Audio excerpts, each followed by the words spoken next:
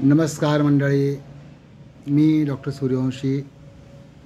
Sadhguru Austro and वास्तू मार्गदर्शन या आपल्या यूट्यूब चॅनलमध्ये आपणा सर्वांचं अगदी मनपूर्वक स्वागत करतो. आपण बघत आहोत 7 कीज ऑफ सक्सेस. त्यापैकी पहिला पार्ट म्हणजे जो शरीर निरोगी ठेवण्यासाठीचा. त्याच्यामध्ये आपण केस बघितलेले आहेत. त्यानंतर आपण नाक, कान, घसा आता याचं बघत आहोत. डोळे देखील आपण बघितलेले आहेत. तर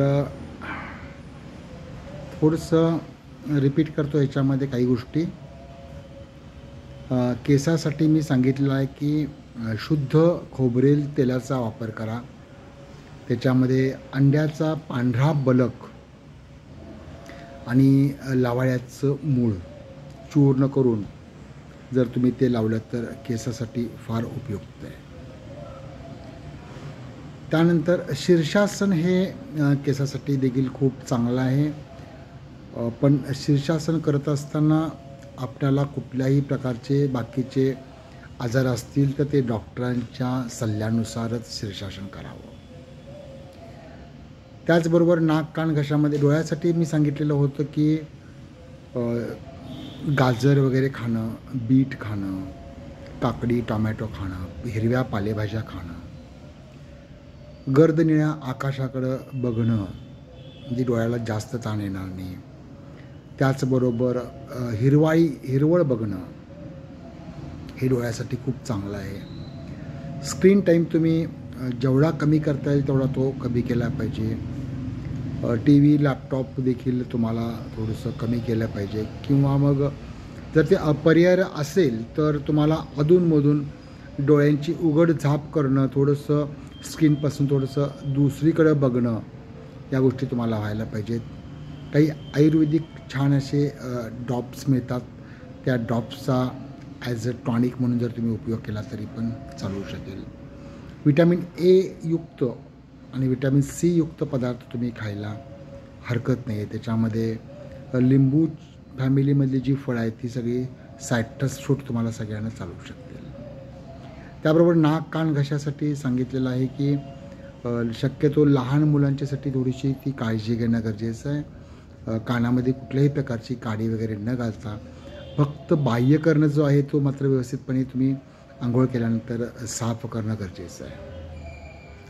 या रेनी सीझनमध्ये तरी हमखास फंगल इन्फेक्शन होऊ शकतं, तर त्याची तुम्ही काळजी घेणं गरजेचं आहे.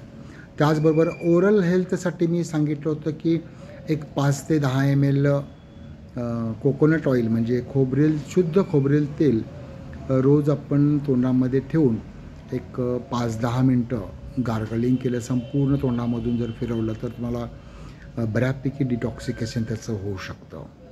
त्याबरोबर नाक, कान, घशासाठी देखील ते खूप चांगलं आहे. जी आपली इस्ट्रेशन ट्यूब आहे त्याला इन्फेक्शन वगैरे होणार नाही याची आपण काळजी घेणं गरजेचं आहे. त्याचबरोबर थ्रोट इन्फेक्शन किंवा टॉन्सिलिटिस जर काही असेल तर पटकन डॉक्टरांच्याकडे जाऊन दाखवून घेणं. आणखी एक मुद्दा राहिला की आपली सकाळची जी लाळ आहे आपण न थुंकता त्या लाळीचा उपयोग तुम्ही काही थेंब तुम्ही तुमच्या डोळ्यांच्यासाठी वापरू शकता. खूप चांगलं आहे ते सुद्धा. त्यानंतर जलनेती म्हणून एक प्रकार आहे, पण तो तज्ज्ञ सल्लागारांच्याकडूनच करून घेणं इष्ट ठरेल. नाकातून एका नाकपुडीतून असं पाणी घेऊन दुसऱ्या नाकपुडीतून बाहेर सोडणं, पुन्हा दुसऱ्या नाकपुडीतून घेऊन पहिल्या नाकपुडीतून बाहेर सोडणं यासाठी. त्यानंतर मी सांगितलेलं आहे की 2 साजूक तुपाचे थेंब संध्याकाळी झोपताना नाकामध्ये सोडणं. थोडीशी मान अशी उंच करून झोपल्यानंतर देखील तुम्हाला नाक, कान, घसा, डोळे, केस, डोके आणि मेंदूशी संबंधित अनेक तुम्हाला त्याचे फायदे मिळू शकतील. त्यानंतर मोठा आवाज आणि कमी आवाज हे दोन्हीही तुम्हाला ऐकायचं नाही आहे. कमी प्रकाश आणखीन भरपूर मोठा प्रकाश त्याकडे देखील आपण बघायचं नाही आहे. ज्यांना चष्मा लागला असेल त्यांनी शक्यतो चष्म्याचा वापर करा. बारीक बारीक गोष्टी वाचताना तुम्ही चष्मा वापरा. डोळ्याला ताण पडेल असं कुठलंही काही करायचं नाही आहे. ओरल हायजीनसाठी मी आता पुढच्या पार्ट सांगेन की रोजच्या रोज तुम्ही आता मार्केटला मिळणाऱ्या टूथपेस्टवरती कितपत विश्वास ठेवायचा थोडं अवघडच आहे. पण जर शक्य झालं तर लिंबाच्या काडीनं दात घासणं, जी बाभळीची शेंग असते त्या शेंगेनं जरी दात घासले तरी देखील चालू शकेल. त्याच्यामध्ये थोडंसं बारीक मिठाचा एकदम फाईन पावडर करायची, काळं मोठं मीठ घ्या, ते पूर्णपणे बारीक करा आणि त्या बारीक मिठाचा हलकासा थर तुम्ही दातांना आतून बाहेरून जरी लावला तरी चालू शकेल. 1-2 मिनटं ठेवायचं, नंतर वॉशआउट करून टाकायचं. त्याच्यामध्ये थोडंसं भीमसेनी कापूरचा काही अंश जर त्यात टाकला तर त्याच्यापेक्षा ते खूप चांगलं होईल. दातामध्ये अन्नकण अडकले असतील तर ते पटकन जेवल्यानंतर चूळ भरून किंवा कुठल्याही काडीने तुम्ही स्वच्छ करू शकता.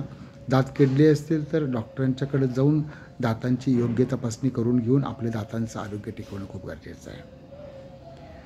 त्यानंतर हिरड्यांची काळजी देखील गरजेचं आहे, की ज्यावेळेला तुम्ही ब्रश करता त्यावेळेला फक्त तुम्ही दातांनाच ब्रश करता, तर दाताबरोबर हिरड्या देखील स्वच्छ करणं आपल्या गरजेचं आहे, जीभ देखील स्वच्छ करणं गरजेचं आहे. तर ब्रश करून झाल्यानंतर आपल्या बोटांनी पूर्ण हिरड्यांना आतून बाहेरून व्यवस्थितपणे वरून खाली असा छानपैकी मसाज करणं गरजेचं आहे. त्यासाठी अजून एक तुम्हाला खूप छोटा चांगला उपाय सांगू शकतो, की पाण्यामध्ये थोडंसं कोमट पाणी घ्या किंवा साधं पाणी चालू शकेल, त्याच्यामध्ये एक तुरटी फिरवायची 2-3 वेळा आणि त्या तुरटीनं पूर्णपणे तुम्ही तुमचं ओरल कॅव्हिटी स्वच्छ धुवू शकता, ते देखील चालू शकेल. त्यानंतर जेवल्यानंतर पूर्वीचे लोक पान खाऊन तोंड रंगवत होते, आता देखील चालेल, पण ते तोंड रंगवणं राहू दे. फक्त खाऊची 2 पानं, देठ वगैरे काढून टाकायचं, स्वच्छ पुसून घ्यायचं, स्वच्छ धुवून घ्यायचं आणि 2 खाऊची पानं ॲज इट इज तुम्ही सगळून एक 2-4 मिनटं 5 मिनटं तुमची तोंडामध्ये ठेवून नंतर तुम्ही ते गिळून टाकू शकता. खूप छान आहे. पूर्ण पान खाणं चांगलं आहे, पण काही लोकांना ते आवडत नाही आहे किंवा ते आपलं तोंड रंगलेलं दिसणं वगैरे ते बरोबर नाही आहे. पण चुना जर आपण पाण्यानं लावला तर चुन्यामध्ये भरपूर प्रमाणात तुम्हाला एक नॅचरल कॅल्शियम तुम्हाला मिळू शकेल. कातामध्ये देखील काही गुणधर्म आहेत, पानामध्ये गुणधर्म आहेत, तर ह्याचं देखील खूप फायद्याचं आहे. इवन खाऊच्या पाण्याचे काही थेंबसुद्धा आपण डोळ्यासाठी वापरू शकतो, पण ते देखील योग्य व्यक्तीच्या निगराणीखालीच ते करणं गरजेचं आहे, त्याचे तुम्हाला लाभ होऊ शकतील. त्यानंतर मिठाच्या पाण्यानं चूर भरणं हे तर आलंच.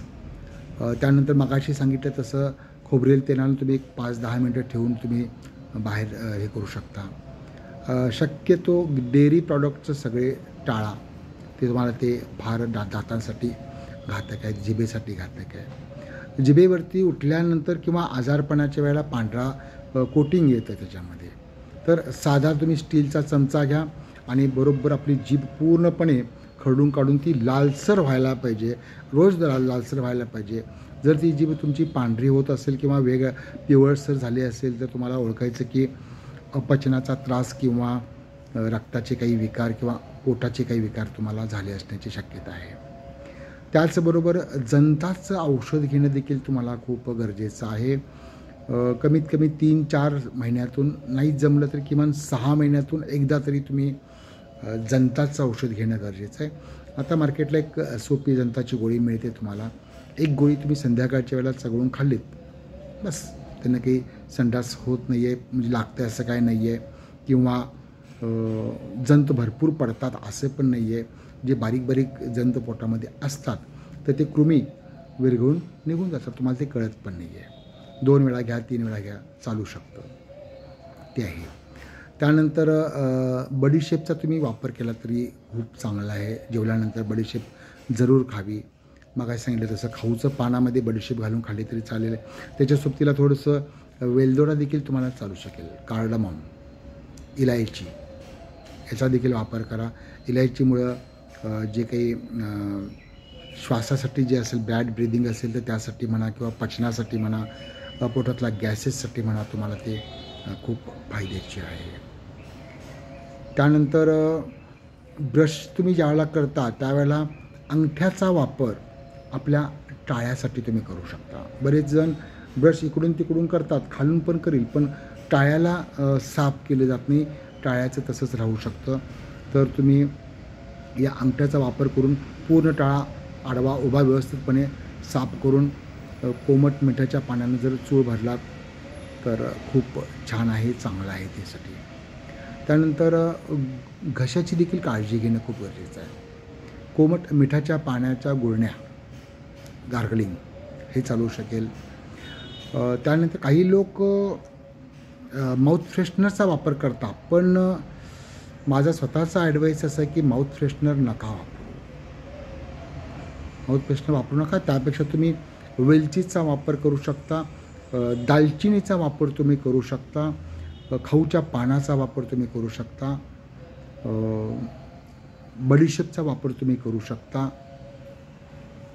बडीशेपमध्ये साखर मिसळून बरेच जण खातात, पण इथं देखील माझं वैयक्तिक मत असं की बडीशेप नका तुम्ही त्याच्यामध्ये साखर मिसळू. आणि अगदी तुम्हाला जर साखर हवीच असेल तर मग खडी साखरेचे 1-2-4 खडे तुम्ही त्याच्यामध्ये टाकू शकता, अन्यथा नको. काही जण बडीशेप भाजून खातात, काही जण बडीशेप कच्ची खातात. तुमची मर्जी, काय त्याची अडचण नाही आहे. त्यानंतर थोडंसं जिरे हलकसे भाजून घेऊन ते जरी तुम्ही चावून खाल्लात तर तुम्हाला त्याचे देखील खूप फायदे बघायला मिळू शकतील. तर असे हे झालेलं आहे त्या गोष्टी. ओरल हायजीन आहे, याच्यामध्ये दात वगैरे हा प्रकार आलेला आहे.